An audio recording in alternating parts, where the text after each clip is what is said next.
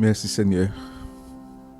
Tendre Père Céleste, nous te rendons grâce et nous te disons merci pour ta miséricorde, ta compassion envers l'humanité.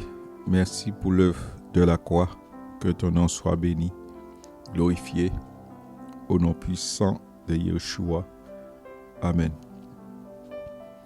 Donc, bien-aimés, soyez les bienvenus. Que le Seigneur vraiment nous fortifie dans sa grâce, dans son amour, dans ce temps que nous vivons.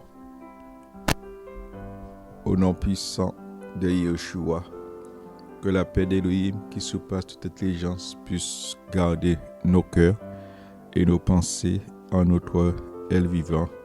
Amen. Voilà, nous sommes dans le livre de Jérémie, chapitre 8. Jérémie, chapitre 8. Yehuda dans l'égarement. Voilà. Et nous constatons véritablement à l'horloge du Seigneur, il est minuit. Voilà, il est minuit. Où beaucoup sont dans l'égarement, dans les ténèbres, sont en train de dormir profondément. Et c'est là il va avoir un cri. Voici l'époux. Allons à sa rencontre. Jérémie chapitre 8. Il dit, verset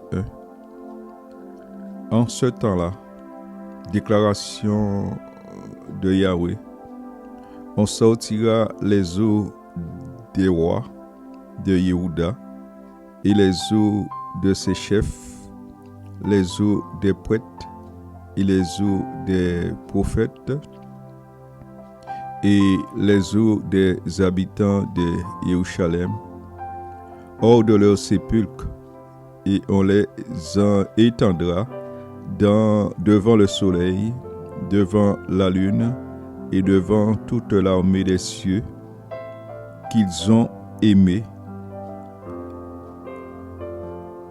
qu'ils ont servi et après lesquels ils ont marché, qu'ils ont cherché et devant lesquels ils se sont prosternés. Ils ne seront pas recueillis ni enterrés. Ils seront comme du fumier sur la face du sol. La mort sera choisie plutôt que la vie pour tout le résidu de ceux qui resteront de cette race méchante. Dans tous les lieux où j'aurai chassé ceux qui resteront, déclaration de Yahweh Tevaot. Dis-leur, ainsi parle Yahweh, si l'on tombe, ne se relève-t-on pas? Celui qui se détourne ne revient-il pas? Pourquoi ce peuple de Jérusalem s'abandonne à perpétuelle apostasie? Il se fortifie dans la tromperie et il refuse de revenir. Je suis attentif et j'écoute, mais personne ne parle selon la justice. Il n'y a personne qui se repente de sa méchanceté, disant, qu'ai-je fait? Ils retournent tous vers les objets qui les entraînent comme un cheval qui se précipite à la bataille. Verset 7. Même la cigogne connaît dans les cieux sa saison. La tourterelle, l'hirondelle et la grue observent le temps où elles doivent venir. Mais mon peuple ne connaît pas le jugement de Yahweh. Amen.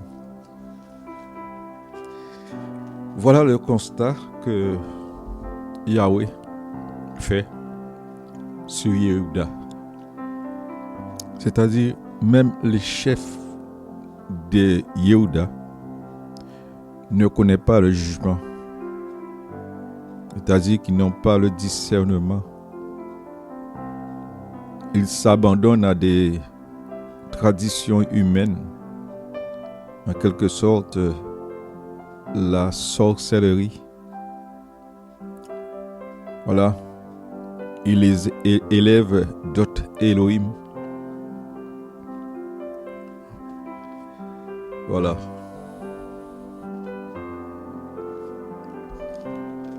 Mes amis, ils abandonnent le soleil. Ils ont pour tradition les jours.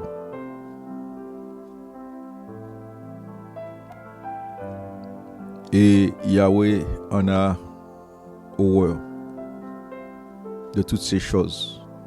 Quand il voit que son peuple s'abandonne à ses traditions, ses coutumes, ils ne connaissent pas la voix de Yahweh.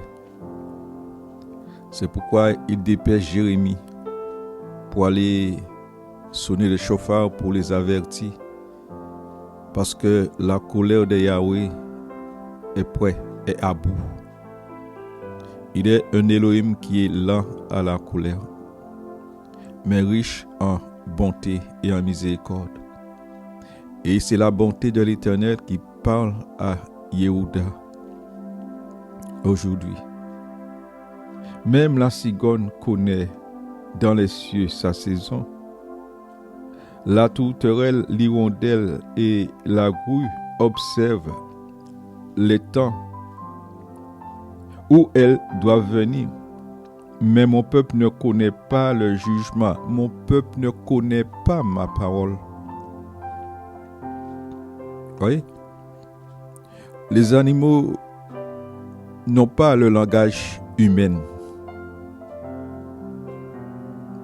mais ils ont le langage spirituel. Ils ressentent les choses d'Élohim. C'est pour cela que le Seigneur donna à Noé de construire une arche et faire entrer par paire les animaux. Les animaux ont entré par paire. Les hommes sont restés dehors. Comme aujourd'hui, les hommes préfèrent rester dehors. Pourquoi? À cause de la dureté du cœur. Le Seigneur a un message pour les îles, demandant aux îles de se repentir, demandant aux îles de chercher sa face pendant qu'il se trouve, que le méchant abandonne sa voie et l'homme d'iniquité sa justice, qu'il retourne à l'Éternel qui aura pitié de lui. Mon peuple ne connaît pas le jugement. Mon peuple ne connaît pas ma parole. Quel triste constat que Yahweh fait à travers de Yehuda, à travers Yerushalem, à travers de ceux qui se disent « Je suis de Yahweh ». Que notre loup et notre bouche regardez pas dans la vallée. Ces péchés qui sont encore là. La Bible nous dit comment Jésus a crié à un certain moment, « Père, pourquoi m'as-tu abandonné ?» Parce que Yahweh ne peut rester là où se trouve le péché. C'est pourquoi il a envoyé son Fils. Et son Fils a pris tout le poids du péché. Et comme Yahweh ne peut pas rester en face du péché, il a tourné le dos à son Fils. Il a crié, « Père, m'as-tu abandonné ?» Combien de nations aujourd'hui que Dieu a tourné le dos, que Yahweh a tourné le dos à cause du péché. Et il envoie ses messagers des quatre coins des planètes pour leur dire de se repentir, car ce jour sera terrible. Que personne ne te séduise. Et Paulos pouvait dire à Timothéos, veille sur ton enseignement. En faisant cela, tu te sauveras et tu sauveras ceux qui t'écoutent.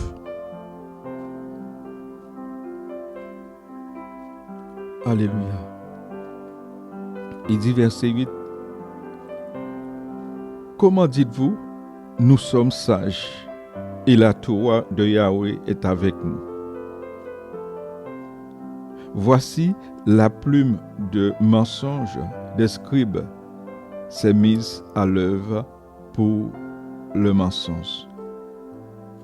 Les sages sont dans la honte, ils sont éprouvés et capturés car ils ont rejeté la parole de Yahweh.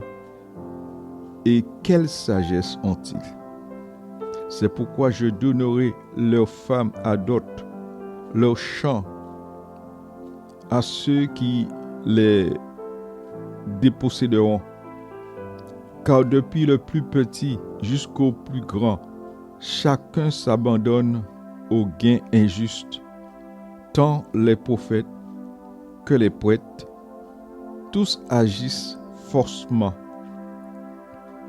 Ils guérissent la plaie de la fille de mon peuple avec légèreté et disent, dès aujourd'hui la communauté des personnes financièrement libres et heureuses. Merci papa. Alléluia. Que le nom du Seigneur soit béni. Et disent, ils guérissent la plaie de la fille de mon peuple avec légèreté et disent, paix, paix. Et il n'y a pas de paix. Ont-ils eu honte d'avoir commis des abominations? Ils n'en ont même aucune honte et ils ne savent pas ce que c'est que de rougir. C'est pourquoi ils tomberont parmi ceux qui tombent. Ils seront renversés au temps où je les visiterai, dit Yahweh. Oh mes amis,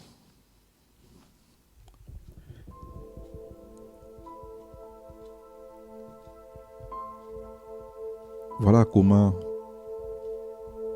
l'Éternel constate que son peuple ne le connaît pas. Il invite aux îles, les Antilles, le peuple à se repentir, à le connaître. Parce qu'ils ne connaissent pas le jugement d'Élohim. Ils ne connaissent pas la droiture. Ils se vantent d'être sages. Et ils sont devenus fous. La folie s'est emparée des cœurs.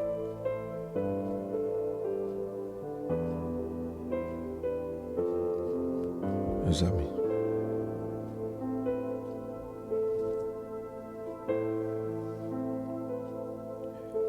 Jérémie chapitre 9. Jérémie pleure sous son peuple. Quel poids!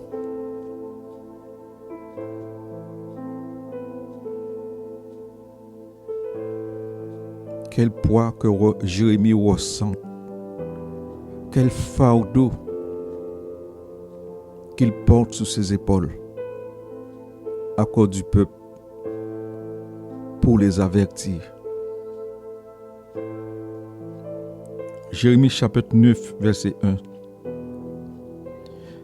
Qui me donnera au désert un abri de voyageurs?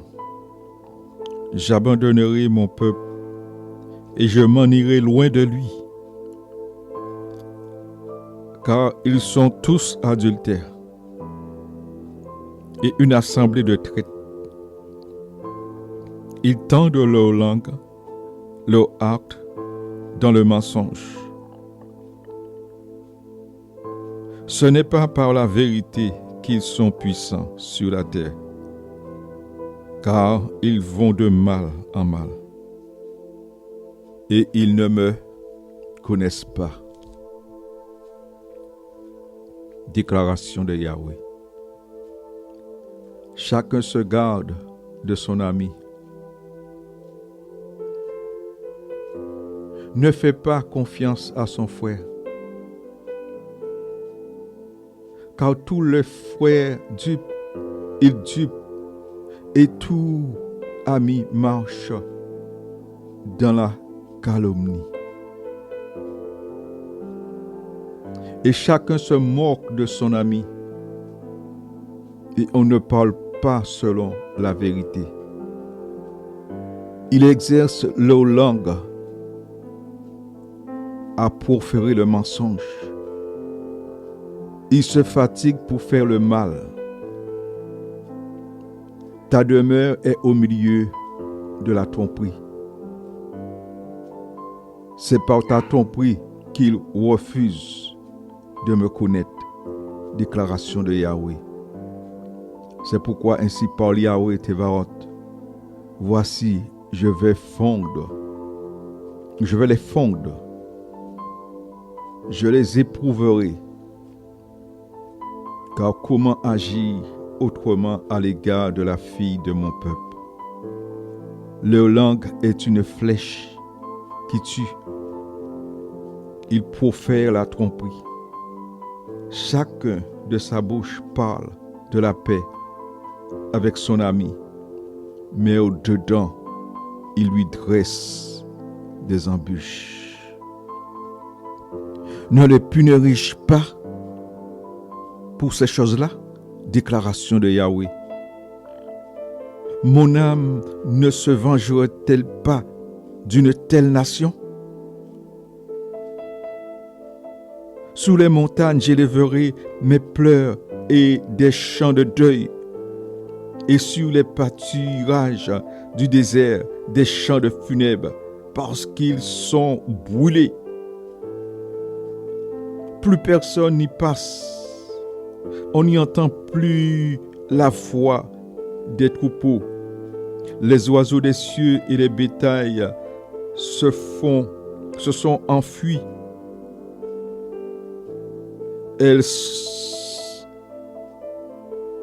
s'en sont allées.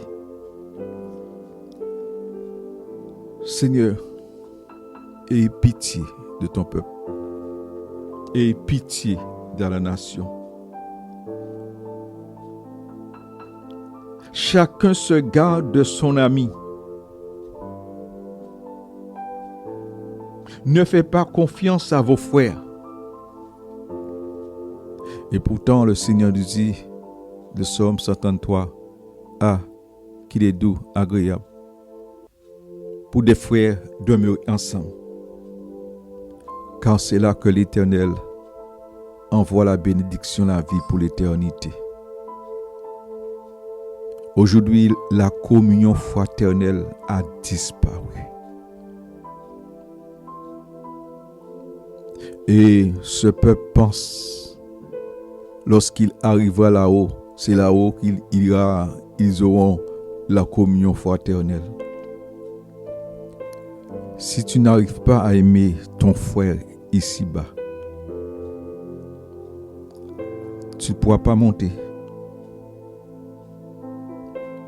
Et c'est le constat que l'Éternel a pour les îles, a pour cette nation qui ont rejeté la communion fraternelle.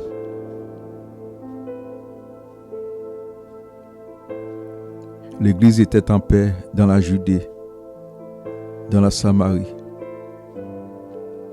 Et le Seigneur ajoutait chaque jour à l'Église ceux qui étaient sauvés.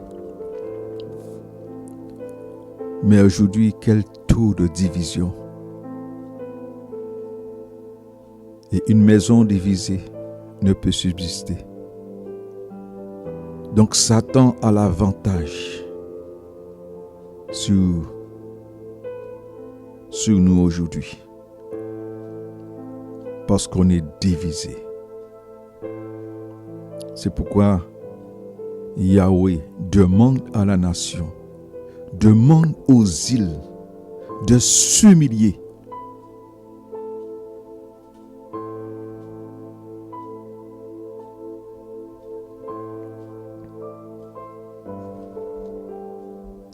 Et chacun se moque de son ami.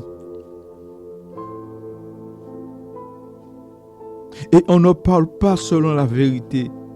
Ils exercent leur langue à proférer le mensonge. Ils se fatiguent pour faire le mal. Ta demeure est au milieu de la tromperie. C'est par la tromperie qu'ils refusent de me connaître. Parole de Yahweh, mes amis. C'est par la tromperie qu'ils refusent de me connaître. Parce que si tu n'aimes pas ton prochain, ton frère, comment peux-tu dire que tu aimes le Seigneur? C'est pourquoi ainsi parle Yahweh ces paroles. Voici, je vais les fondre et les éprouver.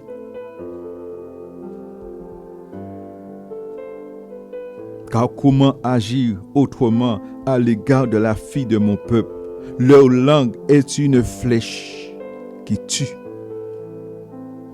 Elle profère des tromperies.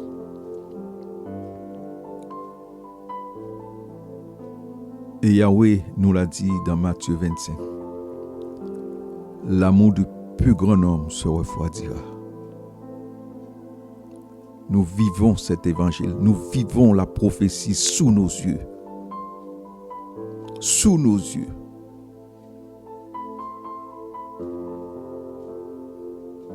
Combien tuent leurs prochains, pensant qu'ils tuent véritablement leurs prochains seuls, mais ils tuent une génération par leur langue. Leur langue n'est pas purifiée. Yeshua disait que le Père m'éveillait chaque matin pour soutenir par la parole celui qui est accablé d'amour. Aujourd'hui, l'amour a disparu. La ville est sanguinaire aujourd'hui. Chacun verse le sang de son prochain. Voilà en quelle génération que nous sommes. Et Yahweh nous a dit, dans les derniers jours, les hommes seront insensibles, idolâtres d'eux-mêmes, ennemis de champs de bien, aimant le plaisir plus qu'Élohim. Se croyant d'être sages, ils sont devenus fous. Ils sont devenus comme des vierges folles. C'est pourquoi Yahweh ne fait rien sans avoir averti par ses serviteurs, les prophètes. Il parle, il avertit à la nation qu'ils doivent se repentir. Cette nation qui est devenue dans l'idolâtrie aujourd'hui, qui ne connaissent pas Yahweh, qui ne connaissent pas l'Éternel, qui n'ont pas la crainte de Yahweh et qui s'abandonnent à leur futilité, à leur raisonnement. Yahweh a bien dit, si vous ne vous convertissez et si vous ne devenez comme ce petit enfant, vous n'entrerez point dans mon royaume. La nation, les îles, le temps est arrivé pour prendre le sac et le sang, la cendre, pour confesser nos fautes et pour que nous puissions retourner à l'Éternel. C'est ce temps que nous vivons aujourd'hui. Parce que le jugement va commencer par la maison d'Élohim. Par ceux qui se disent prêtres et qui sont devenus un piège pour le peuple, pour la nation, pour la ville, pour le pays. Parce qu'ils ont violé la Torah. l'amour du plus grand homme se refroidit. Parce qu'ils n'ont pas l'amour pour être sauvés, l'amour pour la vérité, mais ils ont l'amour du gain.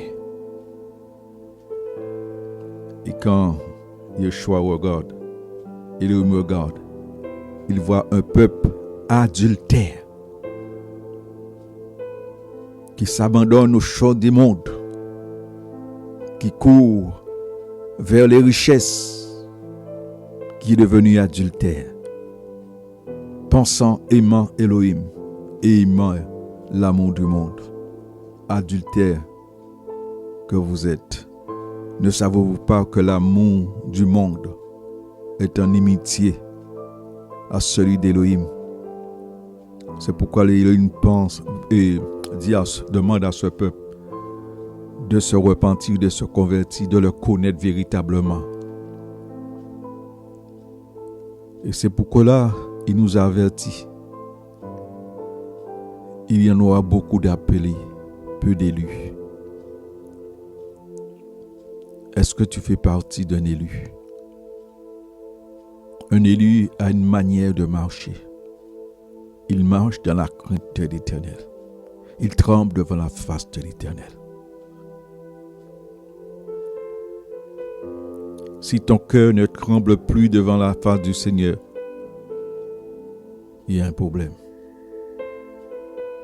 C'est que l'Éternel n'est plus avec toi.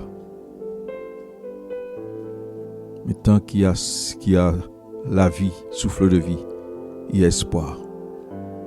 Tu peux encore crier à l'Éternel. Parce qu'il dit qu'un malheureux crie, l'Éternel l'entend. Il les sauve de toutes ses détresses. C'est la compassion d'Élohim qui vient vers toi, qui vient vers les îles en ce matin, pour leur demander de se repentir, pour leur demander de connaître sa justice, parce que l'Éternel est en train de peser dans sa balance et il trouve Jérusalem léger. Il te trouve léger, il nous trouve léger devant sa face. On est comme une barque sous la mer, ballottant à toute fin de doctrine, c'est-à-dire toute propos sanguinaire, toute mauvaise parole. Beaucoup de langues sont exercées à la cupidité, exercées pour le meurtre. Et nul ne peut, dans une fontaine, l'eau douce et l'eau amère ne peut couler ensemble. Donc si vous avez goûté que l'Éternel est bon, purifiez vos cœurs. Purifiez vos cœurs. Nettoyez vos mains languissantes. Et apprenez à faire le bien. Apprenez à connaître l'Éternel. Et c'est pour cela que l'Éternel dit, persévérez dans l'amour. Recherchez l'amour, la paix, la sanctification, sans laquelle nul ne verra le Seigneur. Apprendre à aimer ton prochain.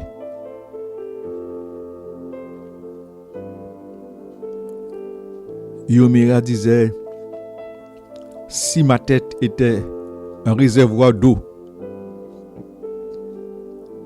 il aurait pleuré, il aurait versé de larmes, jusqu'à ce qu'il n'y ait point d'eau dans sa tête.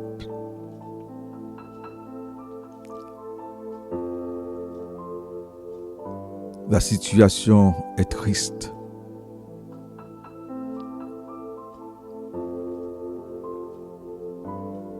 Mais il y a espoir. Repentons-nous et convertissons-nous réellement. Vivons le ciel ici-bas.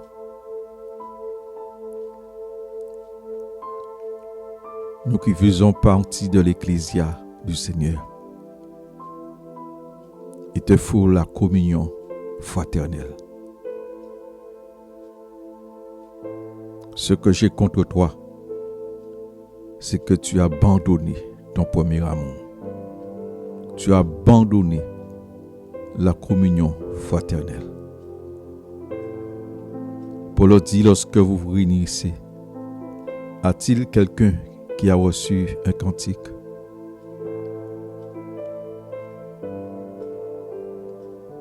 Que tout soit fait pour l'utilité commune. C'est pour cela que le Seigneur a mis les différents ministères pour perfectionner les saints. Donc, il te faut la communion fraternelle. Parce qu'il nous a ressuscités ensemble. Et que nous devons travailler ensemble. Lorsque tu vois comment le Seigneur a placé chaque membre dans l'être humain, eh bien, tous sont en accord. Donc, si tu es en désaccord avec ton frère, tu ne partiras pas. Ne te fais pas d'illusions, tu ne partiras pas. Il ne faut pas qu'un serviteur du Seigneur ait des querelles. L'amour du plus grand homme se refroidira. Les uns haïront les autres. Et toutes ces choses se font sous nos yeux aujourd'hui. Voilà. Ce frère jalouse son frère. C'est la sorcellerie. Il fait tout pour le tuer.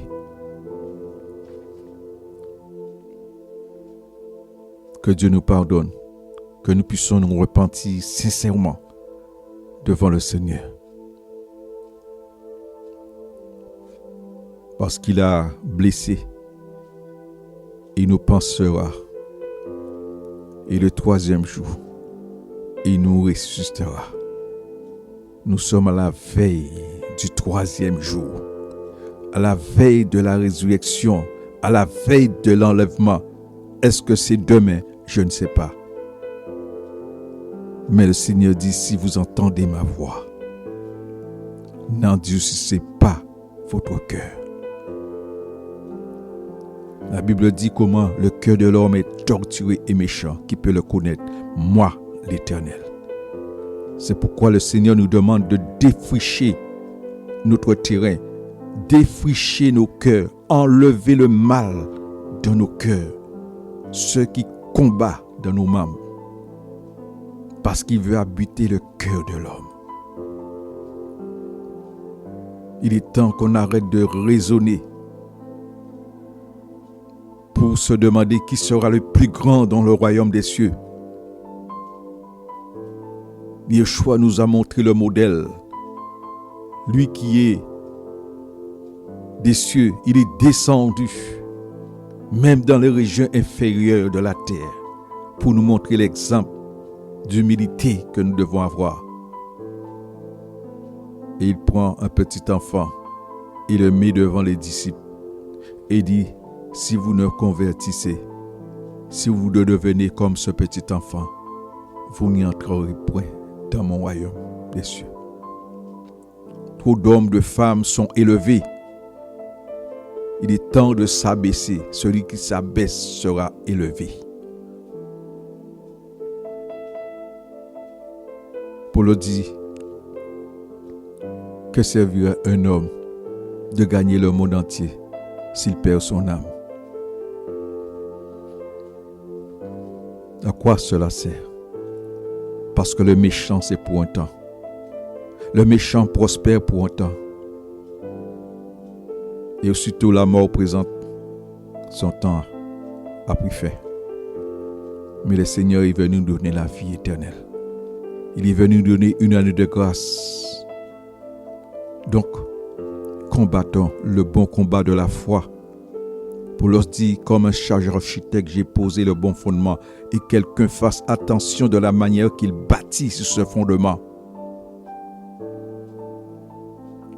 Nation, les îles, les Antilles, le Seigneur nous appelle à la repentance. Voilà. Repentance. Parce que comment peux-tu dire aime Dieu et tu tu méprises ton frère. Tu le tues par les propos de ta bouche. Or, le Seigneur nous a envoyé les disciples. Allez, détachez-les, amenez-les à moi. Trop de meurtriers aujourd'hui. Repentez-vous. Et convertissons-nous, mes amis, sincèrement. Au nom de Yeshua. Merci Seigneur pour ta grâce. Merci Seigneur pour ton amour. Tout un chacun, entrons, humilions-nous sous la puissante main d'Élohim. Il nous élèvera au temps convenable. Au nom de Yeshua. Amen.